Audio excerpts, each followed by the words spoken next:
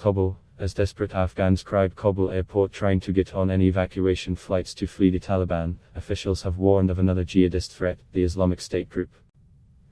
President Joe Biden said there is an acute and growing risk of an attack at the airport by the group's regional chapter, called Islamic State Khorasan or ISIS-K. The United States, Britain and Australia have told people to leave the area for safer locations. When asked directly about the threat, a Taliban spokesman acknowledged a risk of nuisances causing trouble in a chaotic situation they blamed entirely on the US-led evacuation. Months after the Islamic State declared a caliphate in Iraq and Syria in 2014, breakaway fighters from the Pakistani Taliban joined militants in Afghanistan to form a regional chapter, pledging allegiance to its leader Abu Bakr al-Baghdadi. The group was formally acknowledged by the Central Islamic State leadership the next year as it sunk roots in northeastern Afghanistan, particularly Kunar, Nangarhar and Nuristan provinces. It also managed to set up sleeper cells in other parts of Pakistan and Afghanistan, including Kabul, according to United Nations monitors. Latest estimates of its strength vary from several thousand active fighters to as low as 500, according to a UN Security Council report released last month. Khorasan is a historical name for the region, taking in parts of what is today Pakistan, Iran, Afghanistan and Central Asia. The Islamic State's Afghanistan-Pakistan chapter has been responsible for some of the deadliest attacks of recent years. It has massacred civilians in both countries, at mosques, shrines, public squares and even hospitals.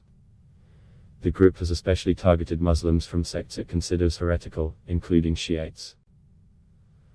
Last year, it was blamed for an attack that shocked the world. Gunmen went on a bloody rampage at a maternity ward in a predominantly Shiite neighborhood of Kabul, killing 16 mothers and mothers-to-be. Beyond bombings and massacres, this Khorasan has failed to hold any territory in the region, suffering huge losses because of Taliban and US-led military operations. According to Union and US military assessments, after the phase of heavy defeats, Khorasan now operates largely through covert cells based in and near cities to carry out high-profile attacks. While both groups are hardline Sunni Islamist militants, there is no love lost between them.